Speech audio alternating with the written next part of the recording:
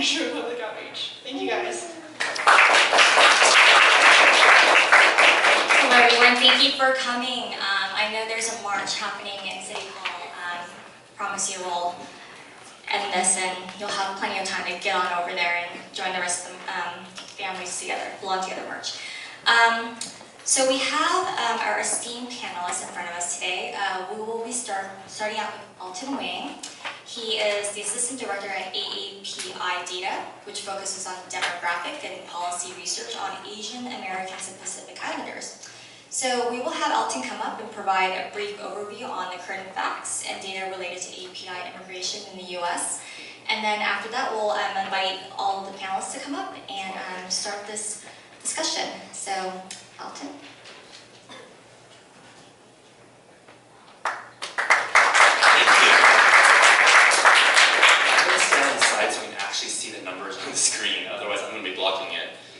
So my name is Alton Wang. I'm the Assistant Director for AAPI-Data. As Winnie said, we focus on demographic research on Asian Americans, both through data analysis as well as original survey research through the National Asian American Survey.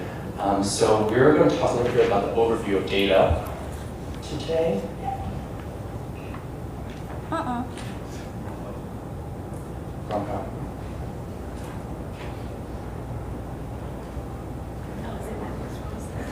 No. What's in there? Technical difficulties. Which one? It's the first slide.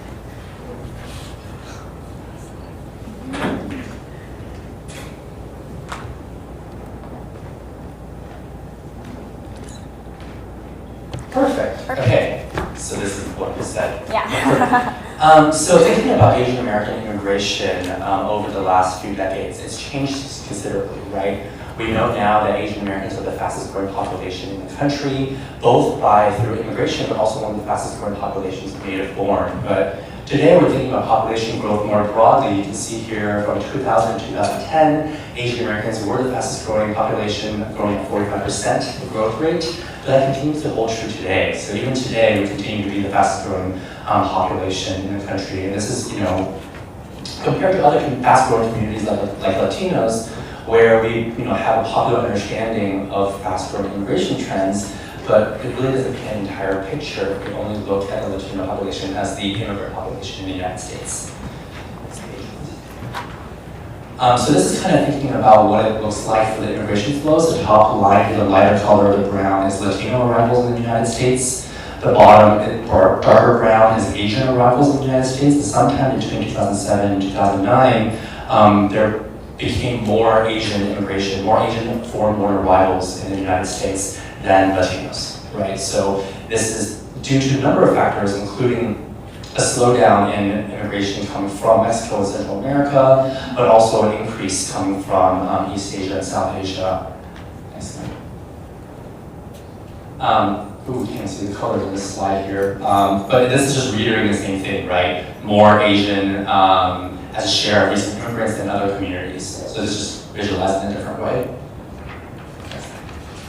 And this is thinking more directly about legal permanent residence status. So it's really weird seeing this really big. I'm not used to this, so I'm trying to position myself right now. So the top line, we'll see the red is Asian Americans or Asian foreign-born immigrants obtaining LPR, legal permanent residence status in the United States, compared to other communities. You see at the bottom, you have lower numbers of LPRs from Africa, Europe, and South America.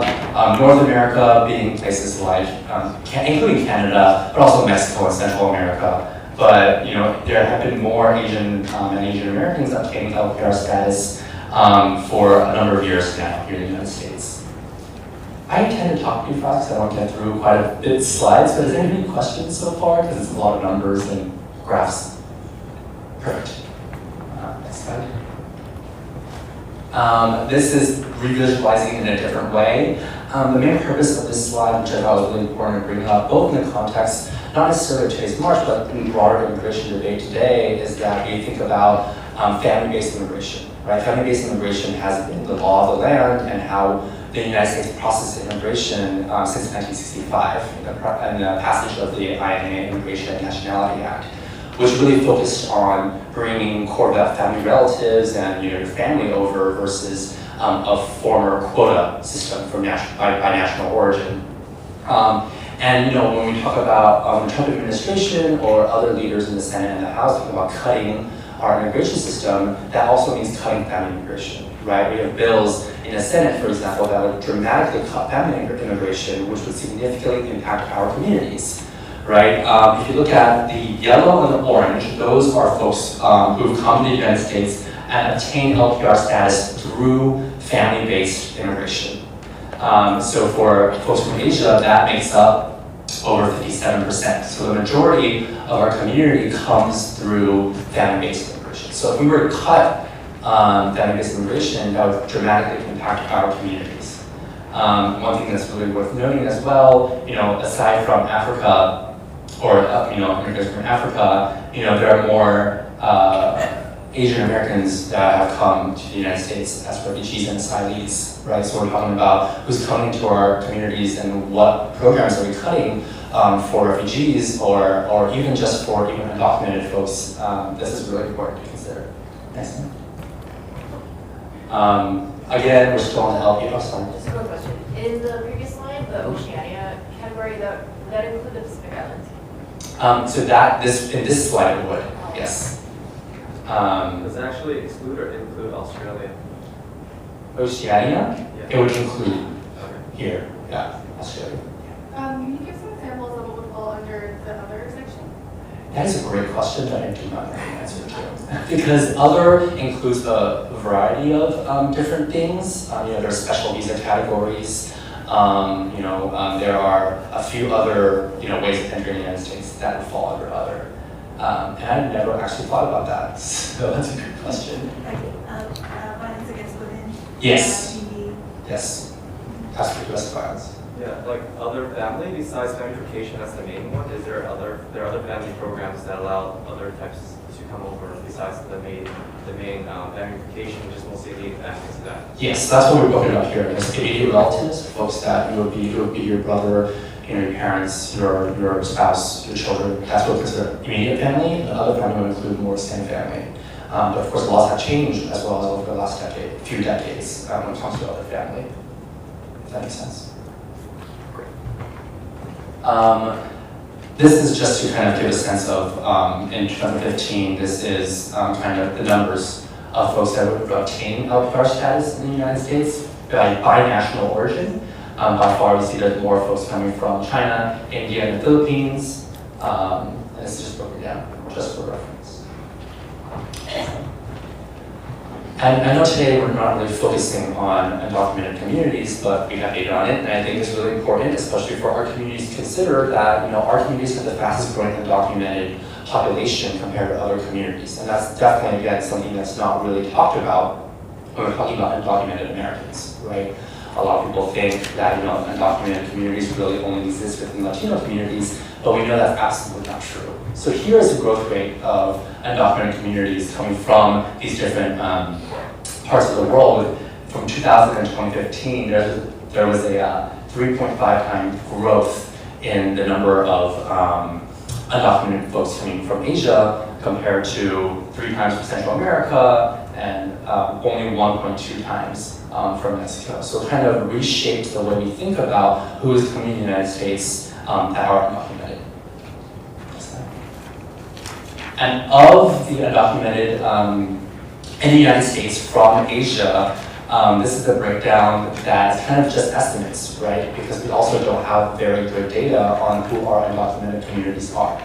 And that has to go with a myriad of problems when it comes to how we survey, how we poll, who we're able to reach, if people are even comfortable responding to questions like this. But this data from the Center for Migration Studies, there are more undocumented Asian Americans from India and China than most other countries.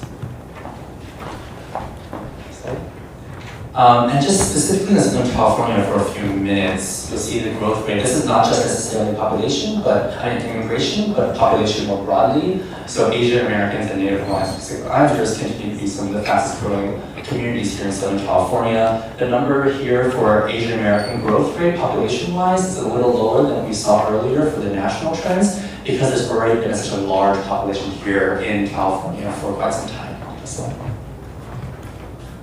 this is just a detailed growth rate. You'll see there's a significant increase in Bangladeshi Americans in Southern California over the last 10 years, as well as other South Asian communities, Pakistani, Sri Lankan, Asian, Indian, compared to other East Asian or Southeast Asian communities.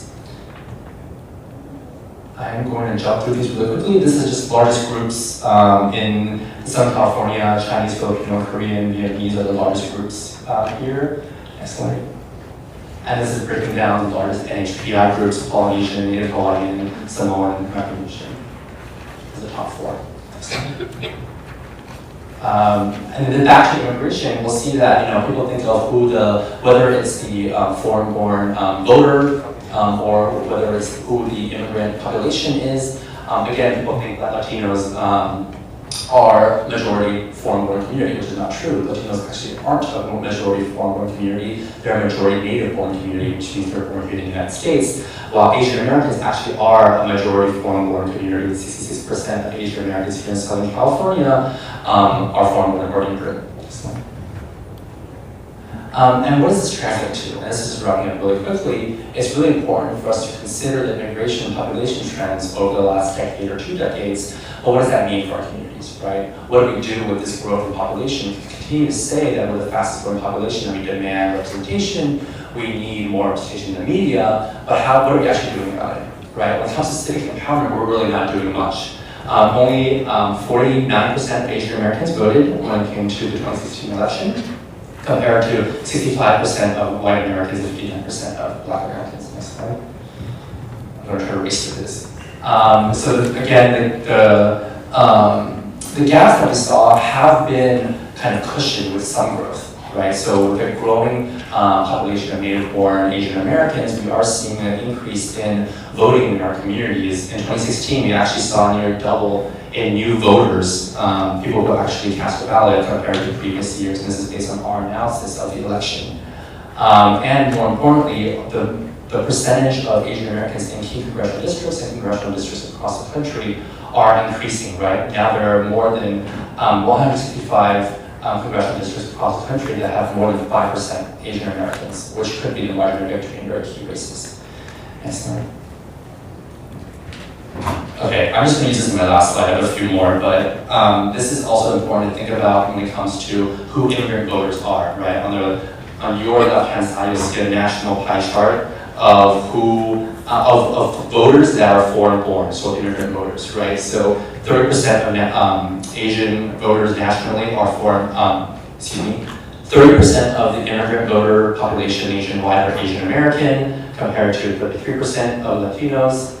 While in California, that number is even more pronounced, right? Of immigrant voters here in California, 44% are actually Asian, while only 33% of those immigrant voters are Latino.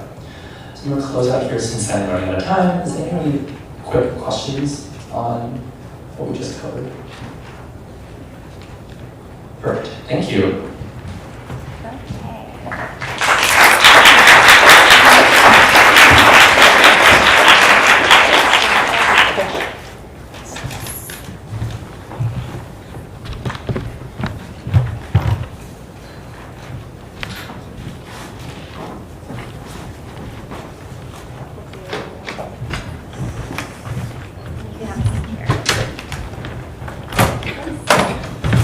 Thank you so much, Alton. So we are going to invite speakers one by one. We will start off with Shika Aknagar. You can come on up. Shika is your executive director for the South Asian Network, which is a community-based organization advancing health, well-being, and civil rights of South Asians in Southern California. The organization embraces the diversity of South Asian American community as strength and builds unity among South Asian immigrants in Southern California that does not exist in South Asia itself. The organization also strives to build alliances among the South Asian community, other immigrant communities, and communities of color in order to advance the shared progressive agenda for Southern California. So please welcome Shika. Our next speaker is Calvin Chang of the Pacific Islander Health Partnership. which serves Indigenous, Native Hawaiian, Pacific Islanders to outreach, advocate, and build community capacity for health for all islanders to reduce health disparities in cancer, diabetes, heart disease, obesity, and chronic illnesses that disproportionately affect the PI communities with special programs for island seniors and youth. So please welcome Alton. Next we have Susana Sngiem, who is the Executive Director for the United Cambodian Community, which is a nonprofit organization that promotes and advocates for the well-being of and advancement of the Cambodian community. Founded in 1977, the Cambodian community is a multicultural social services agency. It was established to assist in the resettlement of highly traumatized refugees and their families. Today, Long Beach has the largest Cambodian population outside of Cambodia. It is located, the organization is located in the center of the community, Cambodia town, allowing convenient access to the services that are needed. So please welcome Susana.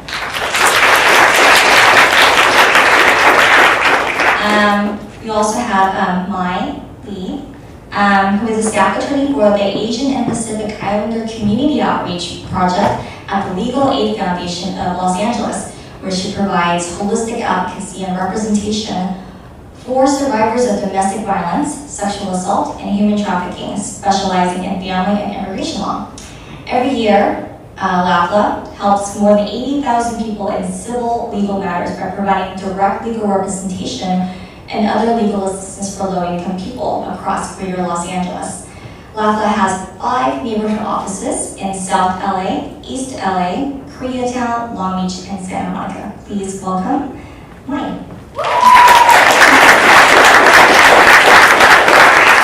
And lastly, we have Janet Lee, who serves as the president of OCA-Greater Los Angeles, which is also our beneficiary partner for Project Pride Project this year.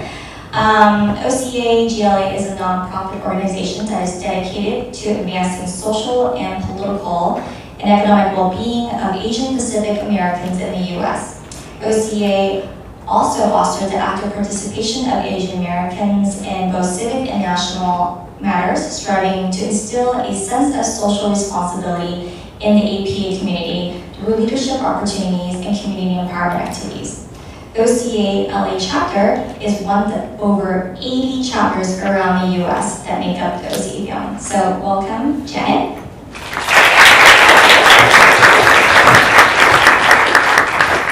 Here's some examples. I'm just going to stand here off to the side, actually.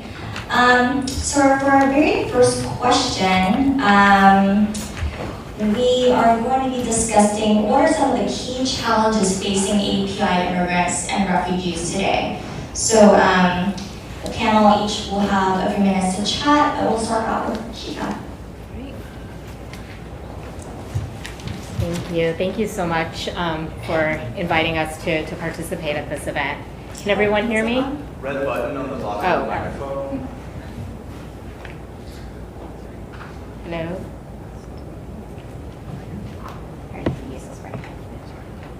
Oh, you can try this one. It should work. Check. Oh. Here, I'll- Oh, Oh, there we go. I have a pretty loud voice, so maybe I didn't need this. Hello, everyone. Thank you again for inviting the South Asian Network to participate at this event today. As Winnie mentioned, the South Asian Network is a community-based organization. We're based in Artesia, which is Little India. I encourage you all to come visit us if you ever want any delicious South Asian food. And we've been around for nearly 30 years. We're one of the oldest social justice organizations serving the South Asian community in the United States. And we primarily serve the low-income community, new immigrants, people with limited English proficiency, as Wayne mentioned, really who have nowhere else to turn. And we're unique for a couple of reasons. One is that we work in 3 main programmatic areas: health access, civic engagement, civil rights, and gender-based violence. And we're one of the few South Asian organizations, if not maybe the only organization around the country that works on multiple issues under one roof, which allows us to see the intersections on how, for example, immigration has impacted DV survivors, or how immigration policies are affecting how people are accessing their health care. And so it really gives us a first-hand view on the impacts of, for example, the current administration's policies on the South Asian community. The second reason that we are unique among South Asian organizations is that in addition to providing direct services, we also, whenever we can, advocate on behalf of the community, because we believe that while direct services are important, it's also vital to tackle the systems that have created these inequalities and injustices in the first place. So with our very small staff, we don't have a formal advocacy team. Whenever possible, we're at the meetings, we're out there on behalf of the community, because often if we're not there isn't a representative of the South Asian community in the room. And then what this allows us to do is the fact that we work at the grassroots level, and whenever possible that we engage with policymakers, we're able to both inform policymakers on what we're seeing on the ground, sharing stories, really sharing the impact of proposed or implemented policies on our communities, but then vice versa, we're able to keep our communities informed about how policies are going to impact them. So we feel that although we are in Southern California, we are a community-based organization, we have a much larger presence than our geographical space that we occupy. So in terms of the way that the administration's policies or just immigration policies have been affecting the South Asian community and some of the challenges that we're facing, I could probably, as many of us could probably be here for hours, because for organizations like ours, the challenges have been growing, and the list is very long. So I should back up to mention that I moved here in 2016, right before the elections, from Washington, D.C. I talk about it all the time. I had FOMO. I thought I was missing out on all the stuff going on in D.C. Moving here right before the elections, and then November 8th happened, and suddenly I was not missing out on anything happening in D.C. And I realized that we were really seriously at the front lines of what was to come ahead. And I don't think any of us imagined what was going to be ahead of us. And so I think one of the things that we all realized was that that API immigrants were going to be seriously impacted, and the challenges were going to be severe, and that's exactly what happened. So for example, in our health program, in our community health program, we've seen a reduction of clients coming to see us for assistance. Our undocumented clients aren't coming in. Our DACA clients aren't coming in generally for fear, sometimes misinformation, but they are not coming in to apply for health insurance. And then in our AVAS program, which is our violence prevention program, we have seen women who have been, for example, not willing to report their spouses or their partners for fear of being deported. We've also seen a lot of anxiety amongst our immigrant communities around the fears of enforcement activities. And then there's the very clear stuff that's been happening. So the Muslim ban was the very first week of the administration. While no South Asian countries were involved in are currently part of the ban, there has been widespread fear among South Asians and questions about whether they will be able to travel back to their countries.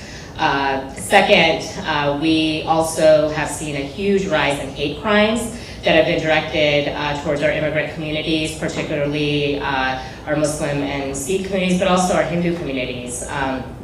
And we're concerned about the fact that a lot of these immigrants are really afraid to even report that these hate crimes are happening.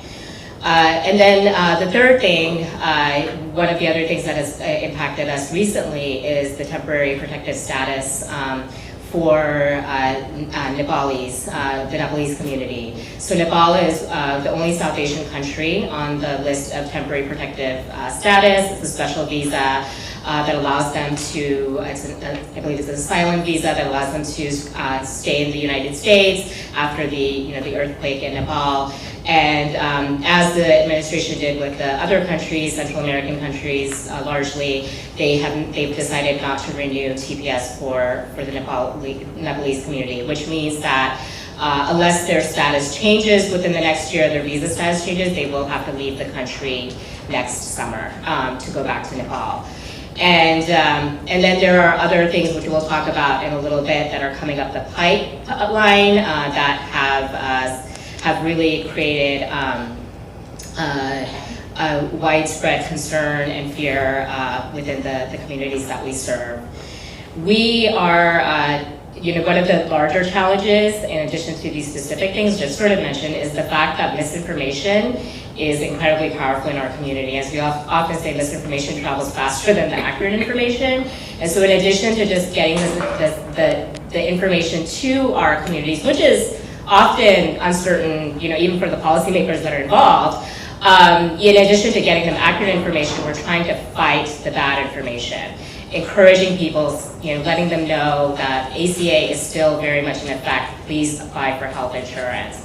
You are able to, travel back to your countries, just really trying to make sure that whenever possible, that we're giving them information that will help maybe reduce some of their anxieties. And then there's this sort of a general challenge of just a sense of belonging, that our communities no longer feel that especially our foreign-born communities, don't feel like they are welcome in this country, and that they're questioning, whether they actually belong here. And that's something that we're all struggling with, I'm sure.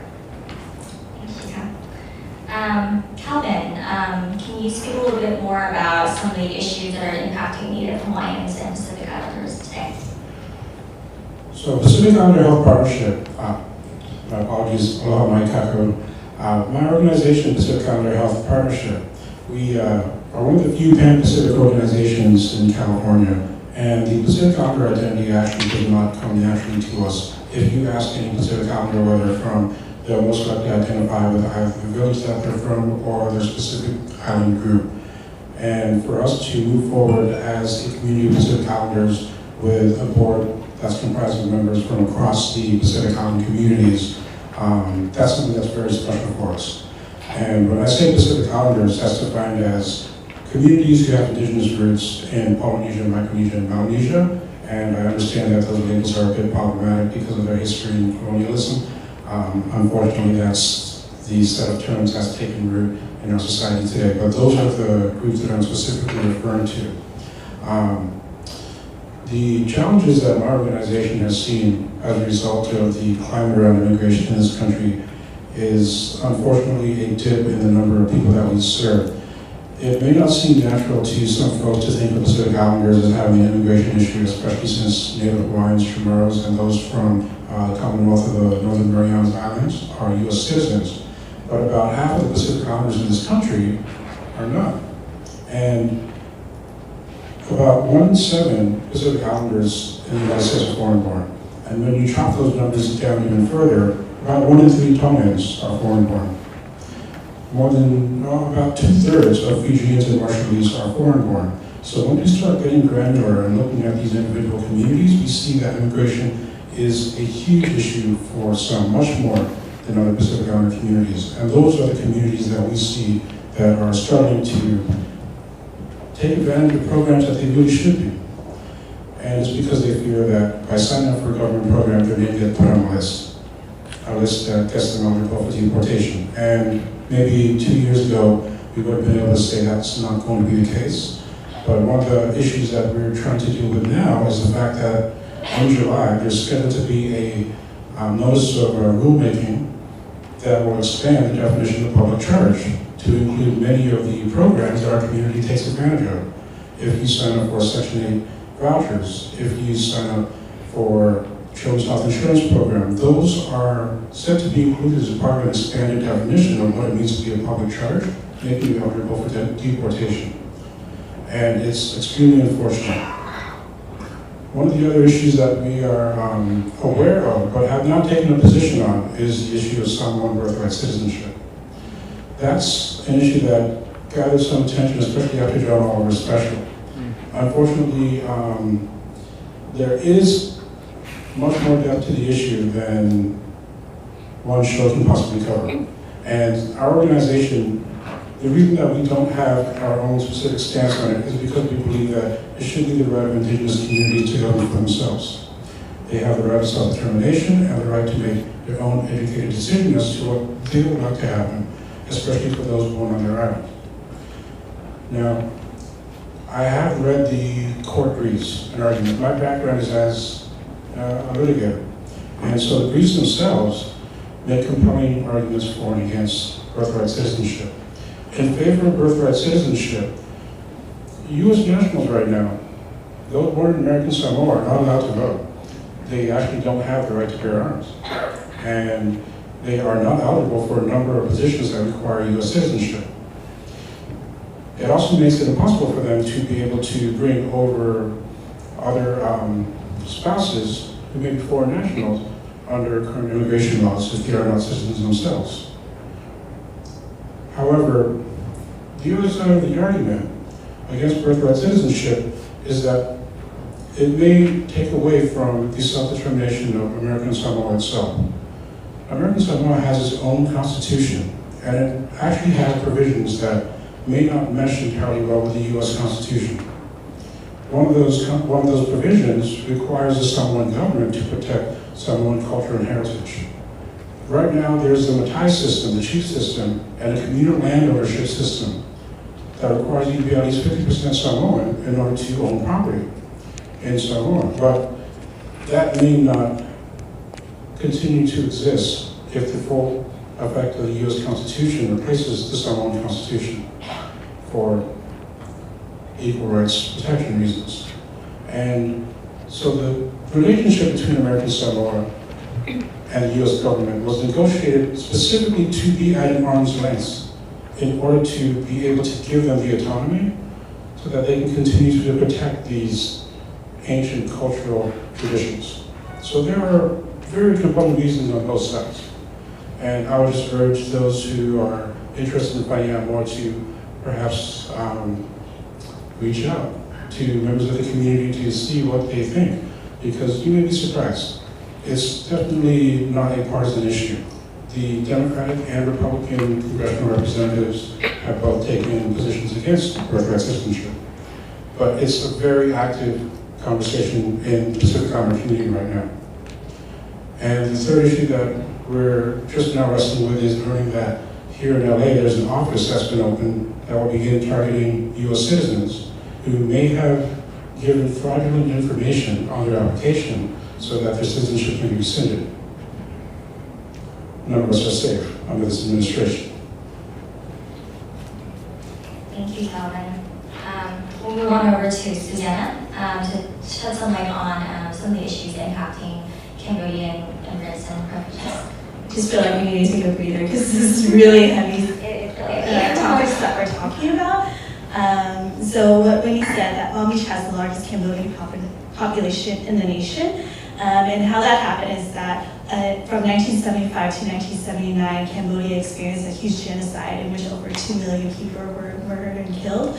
And a lot of the refugees that survived the Khmer Rouge, they experienced at least 15 traumatic events, which include slavery, rape, witnessing murders, and in inclusion, being able to immigrate here to the United States. And the areas in which they were able to afford, they lived in a lot of high poverty, high crime areas.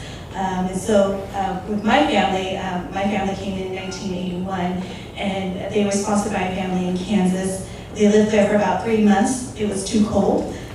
So we had cousins that lived out here in Long Beach. And so we moved out to Long Beach after those 3 months. And that's a very similar immigration story to a lot of Cambodian families that immigrated to Long Beach. Long Beach already had a small population of Cambodian students that were exchange students that were studying at Cal State Long Beach, Cal State LA around agriculture.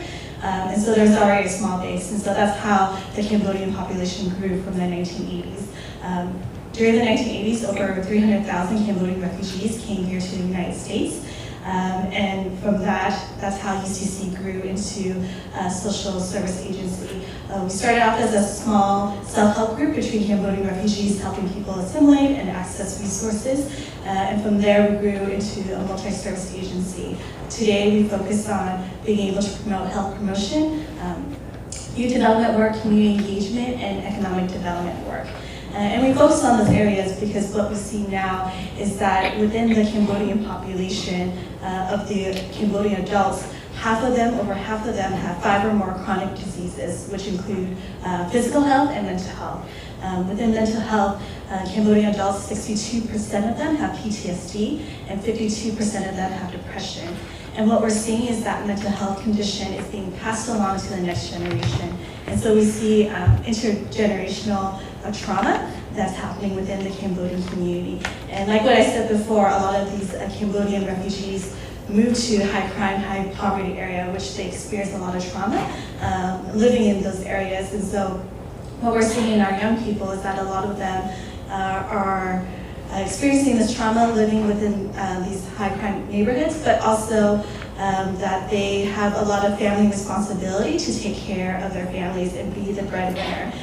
So what we see in our young people is that only 52% of our adults have high school degrees and 16% have bachelor's degrees or higher. So education is a huge need within the Cambodian community. The narrative that we grow up with is that you have to take care of your family, and what that means is during high school and after high school, you get a job right away so that you can support your family members. One of our youth that we work with, she was accepted to UC Irvine, but unfortunately she couldn't attend because her mother has a chronic health condition, so she has to stay home to take care of her mother and also to have a job so she can support the family. And that's very typical of our young people. One of the things that creates is that what we see now in our community is that there is a school to jail to a deportation pipeline. A lot of the children refugees that came here during the 1980s came into these neighborhoods that had a lot of gang presence. And so because of that, they also were connected to the juvenile justice system in which they had to protect themselves and were part of just crime because of that, of living in a high crime area. And they served their time. However, a lot of them, because they pleaded guilty and served their time, didn't know that they were signing up for deportation. And so now they have a criminal record. And 20 years later, we're seeing the effects of that now. For over the past 15 years, Cambodians have been deported back to Cambodia. And it came from an agreement, a reparation agreement from 1996, in which Cambodia agreed to receive back deportees from the United States. And in those 15 years, over 500 Cambodians have been deported back to Cambodia. Even under the Obama administration, there have been many deportations. Within those that have been deported, 1/3 of them do not have relatives at all in Cambodia. So many of them are not connected to Cambodia itself. And 25 of them have died or committed suicide because they are not connected at all to what's happening in Cambodia. So there's a lot to deportation in which it not only affects the individual, but also their families. Many of them had full-time jobs, many of them have families, and when they were detained, all of these were taken away from them. And so these family members are being separated, and it's affecting these families, and they're experiencing even more trauma because of that. Currently, what we see is that 2,000 Cambodians are being detained right now. 10,000 Vietnamese are being detained. And in this new administration, there has been a lot of heightened expression of deportation. And so back in December, over 100 Cambodians were detained. and there was a goal of deporting 70 of them. And what we decided to do as a community is that we came together, advocated, and we were able to slow that process down, in which only 17 people were deported in December. However, in April, out of nowhere, 40 individuals were deported. What's happening is that ICE is sending out these letters to those that are they're legal permanent residents, but they have criminal records, and so they have to check in annually to ICE. And at these annual check-ins, they are receiving early letters of check-ins, and that's when they're being detained. So a lot of times they don't know they're going to be detained. And so what we're advising our community members is to lawyer up, is what we tell them, is to get a lawyer right away, so that they can see if their cases can be reopened, because a lot of these charges were lower end charges in which they can, with our new laws, can be updated and possibly be reduced to misdemeanors. One story that I want to share is one community member. He actually wanted to become a citizen, and we saw that he had a criminal record. And so we decided that he needed to talk to a lawyer. And right when he was about to get advice from a lawyer, he was detained back in December. And he was detained for over 90 days, and we were still advocating for him to be released because he was taking care of his mother, who had medical conditions. And when he was detained, she became even worse. She started to have hallucinations, and we were advocating that he is the caretaker for his family.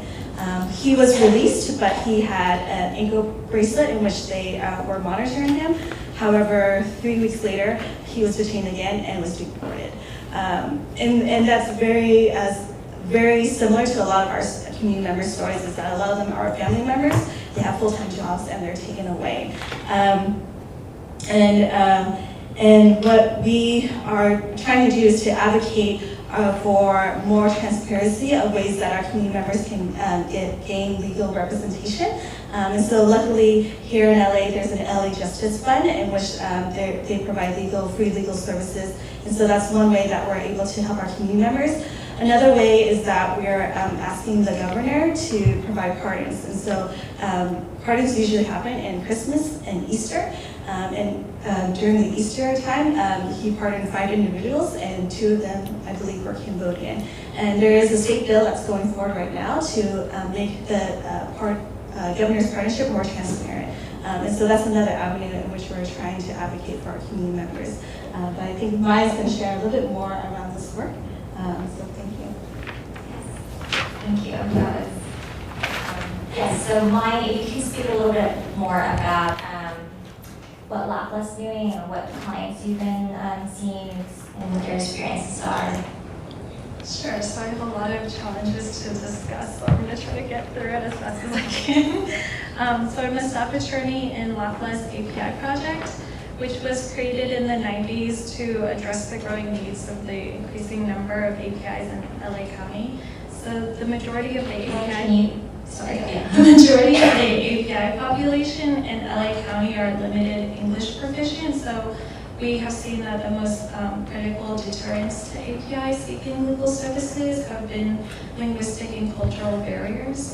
We have a devoted team of pro bono attorneys, law students, and other volunteers who work alongside staff to serve our diverse communities.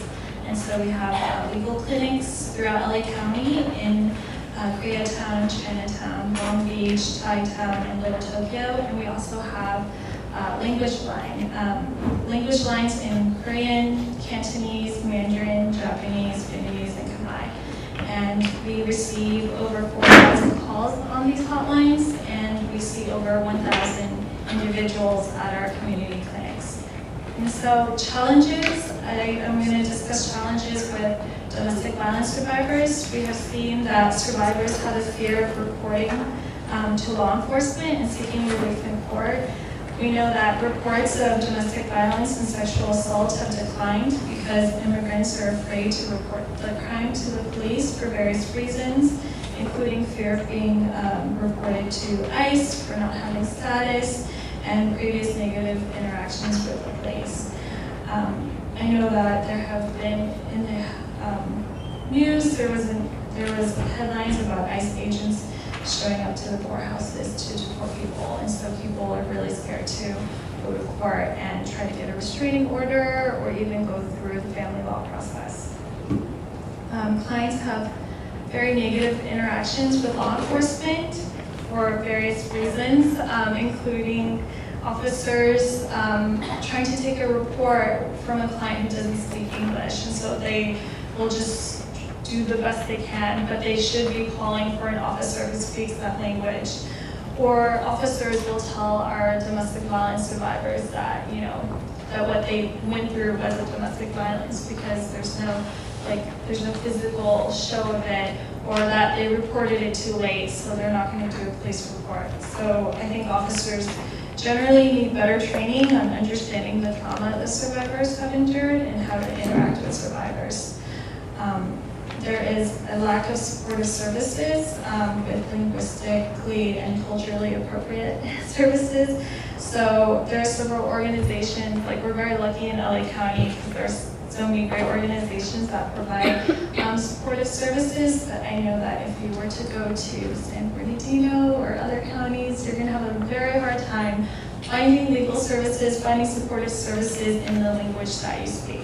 And so it's really unfortunate because clients, will have to drive all the way from San Bernardino to get help.